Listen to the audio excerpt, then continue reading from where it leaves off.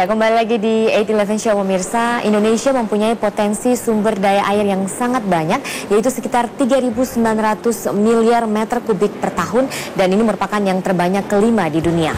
Namun masih saja berbagai permasalahan menyangkut air menimpa negeri ini. Di saat kemarau, kita banyak sebagian wilayah Indonesia yang mengalami kekeringan. Sementara di saat musim hujan, berbagai daerah harus menghadapi banjir. Nah, apa upaya untuk mengatasi permasalahan sumber daya air ini, dan bagaimana potensi sumber daya air di Indonesia yang harus diolah agar kekayaan alam ini bisa dirasakan manfaatnya oleh rakyat? Bersama saya Lucia Saharwi, saat ini sudah hadir di studio Direktur Bina Penatagunaan Sumber Daya Air Ditjen SDA Kementerian PU, Bapak Ari Setiadi Murwanto. Selamat pagi Pak Ari. Selamat pagi Mbak. Iya Pak Ari, kalau kita dengar dengan kekayaan sumber daya air kita ya Pak ya, sekitar 3,9 triliun meter kubik per tahun. Nah, ini berapa banyak yang sudah dimanfaatkan Pak? Begini Mbak, memang betul ya, potensi kita sangat besar, tapi jangan terbuai juga. Mbak tadi bilang gitu kan ya, secara temporal memang tidak baik ya, semuanya turun di musim penghujan dan sisanya di kemarau gitu kan ya. Dari jumlah tersebut baru 5%-nya yang bisa kita andalkan ya, 5% ya, artinya 80% waktu ada gitu kan ya. Dari 5% tersebut baru 25%-nya yang kita manfaatkan, sisanya 75% ngalir ke laut. 25% itu lebih kurang, atau andalan kita lebih kurang 700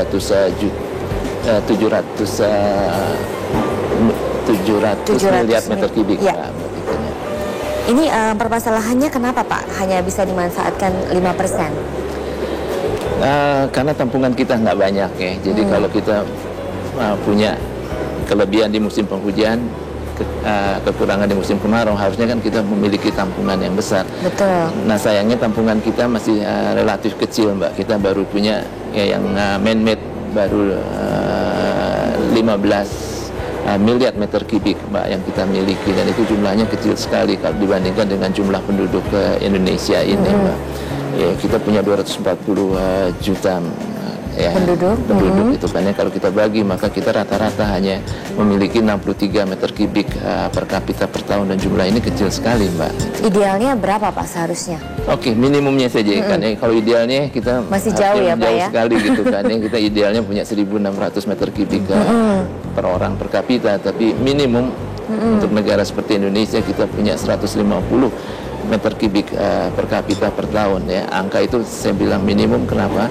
Karena hanya cukup untuk memenuhi kebutuhan hidup manusia ya, 60 liter per orang per hari. Untuk pangan kita 138 kg per orang per tahun ya, dan lauk kita kira-kira 25 kg daging ya. Kalau kita jumlahkan penduduknya ya, jumlah air yang diperlukan untuk memproduksi beras tersebut, karena untuk 1 ton beras kita perlu 2.500 meter kubik air ya, buat menghasilkan 1 ton beras ya. Kemudian daging, maka kita dapatkan angka 150 meter kubik per kapita per tahun tersebut. Oke, tadi Pak Ari sempat mengatakan bahwa masalahnya karena kita tidak punya penampungan yang banyak begitu ya Pak. Nah, ini bagaimana peran dari Ditjen SDA dalam mengatasi permasalahan ini Pak? Terus sekali, jadi kami mendapatkan tugas gitu kan, membuat bangun bendungan yang cukup banyak ya. Jadi memang tugas, tapi di luar dari tugas memang ini satu keharusan kalau kita mau memang hidup kita agak nyaman, tidak sebentar-sebentar kebanjiran, sebentar-sebentar kekeringan gitu kan ya. Jadi sampai 5 tahun ke depan kita diharuskan untuk menyelesaikan selesai ada 29 waduk ya, kita cicil ya. Mulai tahun depan kita akan cicil 5 bendungan baru akan kita mulai dibangun ya, untuk meningkatkan yang dalam 5 tahun ke depan yang tadinya hanya 15 miliar meter kubik bisa menjadi 17 miliar meter kubik tampungan kita ya. Selain waduk apa lagi Pak? Selain waduk, kita juga akan merestorasi ya danau-danau yang kita miliki, situ-situ yang kita miliki semua, karena dia tampungan-tampungan air alami yang sangat potensial yang harus kita revitalisasi itu kan ya. Di samping itu juga kita harus menjaga jangan sampai tampungan-tampungan kita yang sedikit ini dipenuhi sedimen itu kan ya. Karena seperti kita ketahui bahwa di Pulau Jawa saja setiap tahun erosi kita adalah 10 juta meter kubik per tahun ya. Dan itu masuk di danau-danau kita, di situ-situ kita, di tampungan-tampungan air kita lainnya gitu kan ya. dan itu kerugian yang sangat besar itu kan ya, karena membangun itu kan susah sekali itu kan ya. Dalam artian kalau kita berbicara dengan angka, semuanya setuju bahwa kita perlu tampungan ya, tapi ketika akan diterapkan di lapangan, pro dan kontranya sama banyak besarnya, karena terkait dengan masalah sosial dan terkait juga dengan masalah lingkungan ya. Jadi sayang kalau yang sudah kita miliki kita sia-siakan dengan diisi dengan sedimen. Nih, masalah terbesar pada waktu mengaplikasikan rencana dari Ditjen SDA ini apa, Pak?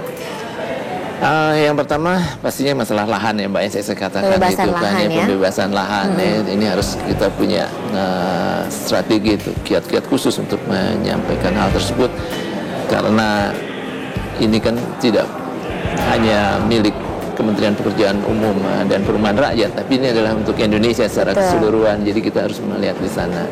Yang berikutnya adalah masalah pro dan kontra gitu kan ya, karena kita berbicara masalah sosial dan masalah lingkungan gitu kan ya, jadi kita harus melihat dalam suatu perspektif yang lebih luas.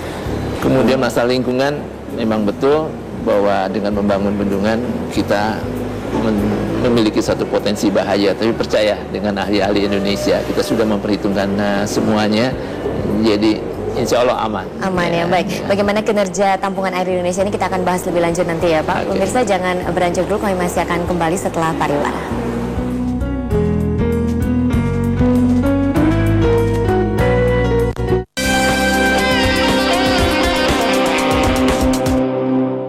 Didukung oleh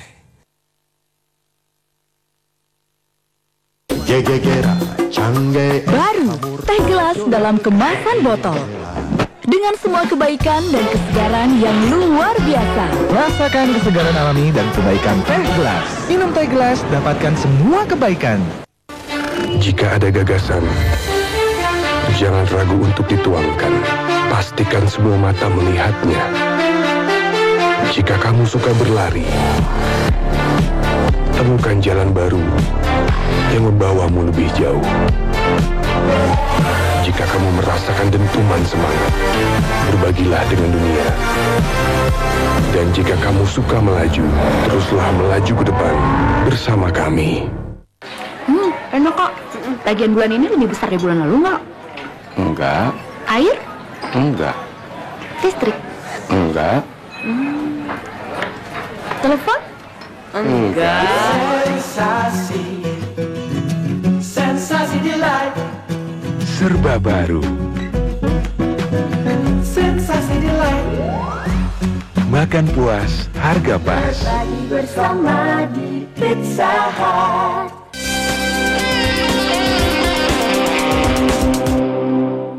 Didukung oleh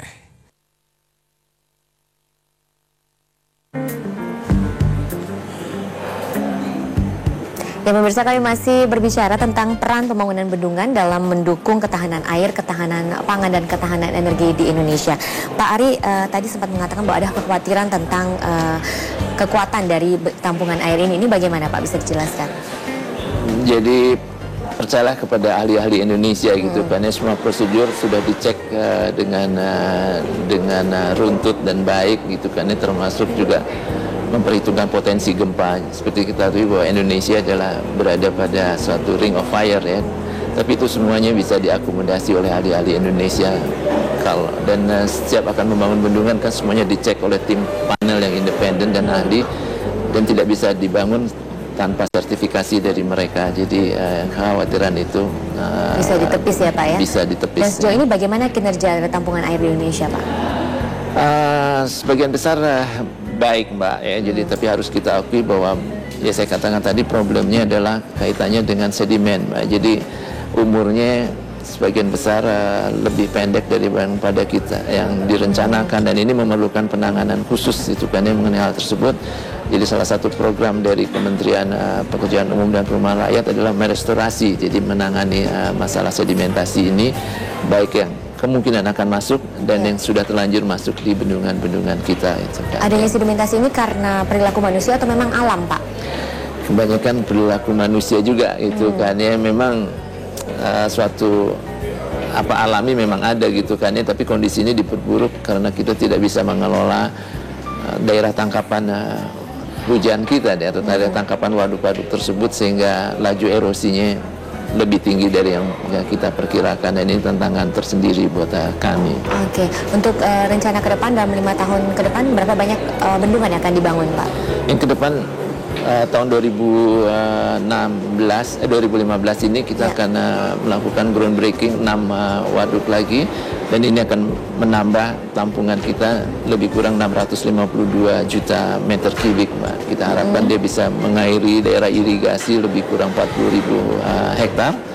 Kemudian juga ada potensi listriknya di sana. Jadi seperti yang Mbak sampaikan tadi gitu kan ya, dengan membangun waduk berarti kita meningkatkan ketahanan pangan dan meningkatkan juga ketahanan energi kita ya, gitu Pak, kan ya, lebih kurang 10 megawatt dari waduk-waduk yang ini, dan juga memberikan pasok air baku untuk air minum ya, 12 meter kubik per detik ya, ini jumlah yang cukup signifikan. Ini konsentrasinya daerah mana, Pak? Karena kita tahu daerah timur Indonesia itu paling termasuk yang kering ya, Pak ya. Itu bagaimana Pak upaya di sana? Di daerah timur situ ada satu di NTT, kita akan membangun bendungan Ragnamo, Mbak. Yang satu di yang groundbreaking ya, Mbak ya, yang tahun depan. Satu di Sulawesi Utara ya, Lolak. Satu di Aceh ya, bendungannya Kroto ya. Kemudian satu lagi di Banten ya, bendungan Karian, Mbak. Dia airnya akan memasok untuk juga termasuk untuk DKI ya, selain untuk provinsi Banten ya, di sana, Mbak. Kemudian satu lagi Logung di Jawa Tengah. Ya, karena seperti kita ketahui bersama bahwa Jawa Tengah ini termasuk satu distrik ya, satu wilayah yang sudah mengalami stres ya, kekurangan air yang cukup parah. Karena jumlah penduduk yang melebihi ya, Pak ya. Nah, ada rencana untuk melibatkan peran swasta dalam membangun bendungan ini, Pak?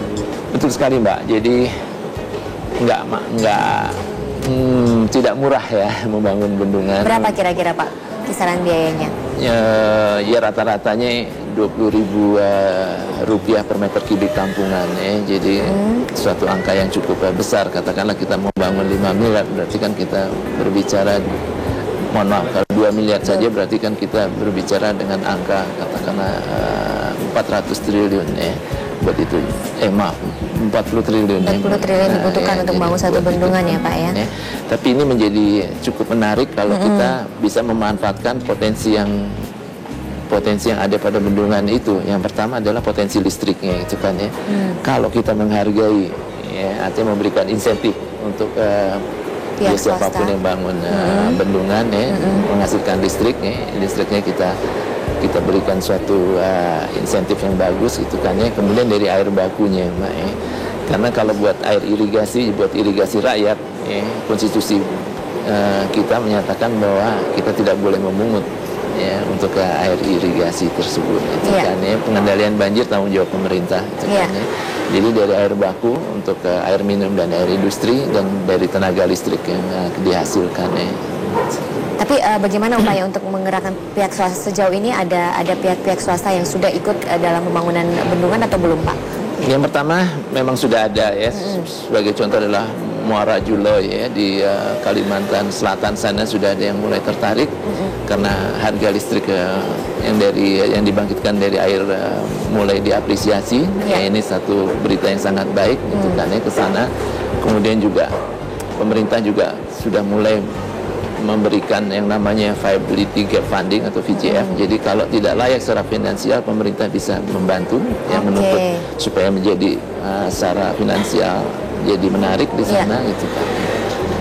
Yang berikutnya kita akan coba membuat skema-skema yang lain ya. Yang pasti sih perizinan dan lain-lain dibuat lebih sederhana gitu kan ya. Walaupun konstitusi kita bilang ya, di Undang-Undang Dasar kita bilang bahwa air dan bumi serta isinya kan harus dikelola untuk sebesar-besar kemauan rakyat. Tapi dengan regulasi khusus artinya tidak menyerahkan begitu saja, kita bisa mempermudah perizinannya tanpa melanggar Undang-Undang Dasar kita. Dan mungkin juga pendanaan dari bank gitu kan ya, buat infrastruktur ini supaya menarik gitu. Baik, kita masih akan membahas terutama juga masalah ketahanan pangan ya, Pak ya. Pemirsa jangan beranjak dulu, kami masih akan kembali setelah pariwara.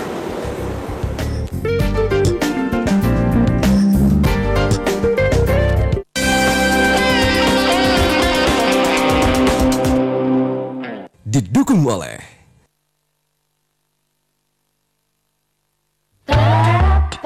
Yuk eksperimen. Telur mengandung kalsium seperti gigi. Bandingkan saja, pakai formula Strong Protector tetap kuat karena mengandung SPL yang melindungi kalsium gigi. Sudah tahu kan rahasia gigi lebih kuat? Gigi kuat, gigi formula.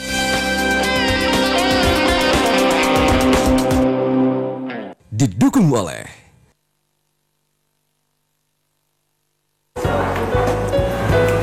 Ya, masih di 811 Show pemirsa, dan kami masih membahas tentang peran pembangunan bendungan dalam mendukung ketahanan pangan, ketahanan air, dan ketahanan energi. Pak Ari, kita bicara soal ketahanan pangan nih Pak. Bagaimana upaya dari Ditjen SDA dalam hal ini? Yang pertama, memang kita ditugaskan untuk mencetak sawah baru lagi ya, 1 juta hektar. Satu tantangan yang sangat baik ya, artinya buat menunjang ketahanan pangan kita. Kemudian merehabilitasi ya, daerah-daerah irigasi kita seluas 3 juta hektar, ya, itu sangat baik.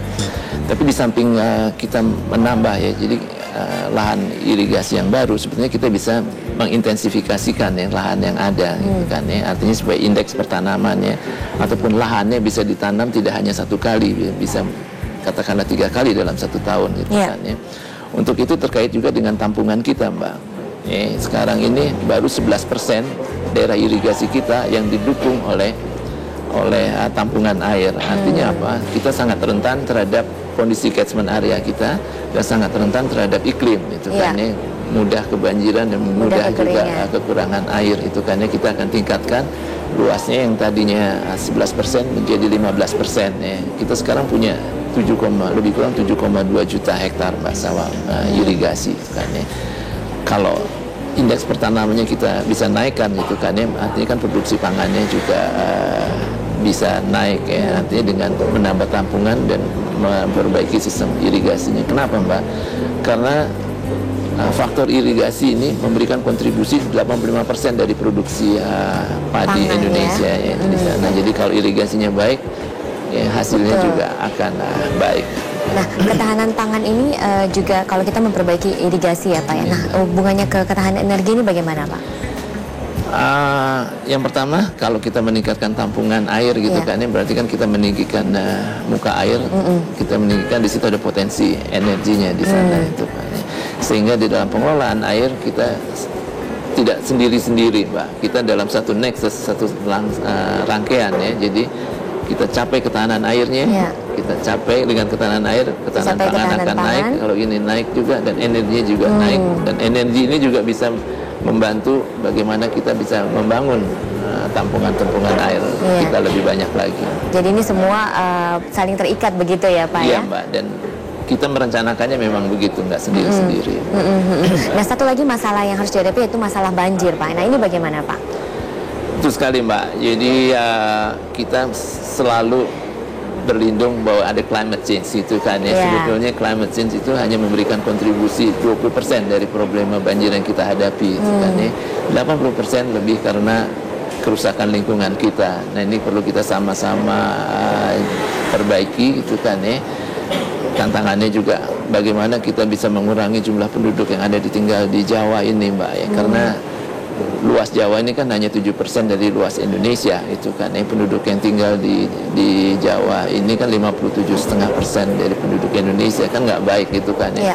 Mereka perlu rumah tinggal dan lain-lain, pasti dia akan merambah lahan yang ada, gitu kan ya. Kalau kita bisa distribusikan ya ke seluruh wilayah Indonesia, akan memperbaiki tekanan terhadap Jawa ini, dan kita bisa memperbaiki kondisi lingkungan di Pulau Jawa dan di pulau-pulau yang lainnya, itu kan ya. Karena 80% problema banjir akibat dari masalah kerusakan lingkungan. Oke, nah Pak, dari 3,9 triliun meter kubik per tahun potensi sumber daya air kita ya Pak ya, itu disebabkan oleh curah hujan di daerah tertentu saja atau memang seluruh Indonesia Pak? Seluruh Indonesia Pak, jadi potensi yang air yang jatuh di daratan Indonesia yang bisa kita quote unquote kita manfaatkan ya, kalau kita bisa mengelolanya dengan lebih baik lagi. Tapi memang hanya ada daerah-daerah tertentu yang tidak terlalu banyak begitu ya Pak ya? Betul sekali Mbak ya, secara umum adalah yang di daerah barat itu curah hujannya lebih tinggi daripada yang di daerah timur. Nah, di daerah timur sendiri ada NTT, NTB, dan Bali curah hujannya tidak begitu tinggi ya. Tapi di Papua dan Maluku cukup tinggi. Oke, jadi daerah-daerah mungkin daerah-daerah timur ini yang harus lebih dipikirkan ya Pak ya solusinya ya begitu Iya ya Pak Mbak, ya. itu kan ya artinya kita perlu membuat tampungan air tidak harus yang besar-besar gitu kan ya. Karena yang kecil-kecil pun katakanlah embung dan lain-lain itu bisa memberikan kontribusi yang sangat besar. Oke, Pak, terakhir Pak, harapan kedepannya apa Pak? Air ini kan milik semua orang itu kan ya, nggak mungkin Kementerian Pekerjaan Umum dan Perumahan Rakyat saja yang memikirkan itu kan ya, karena sangat terkait erat. Marilah kita jaga air kita, jangan yang sedikit ini kita rusak juga gitu kan ya, karena dampaknya untuk akan dirasakan oleh semua orang ya Pak. Baik, terima kasih Pak Ari untuk berbagi informasi dengan kita. Pemirsa, semoga informasi ini dan perbincangan ini bermanfaat bagi Anda dan jangan beranjak dulu. Metro TV atau Air11 Show masih akan kembali dengan perbincangan menarik lainnya.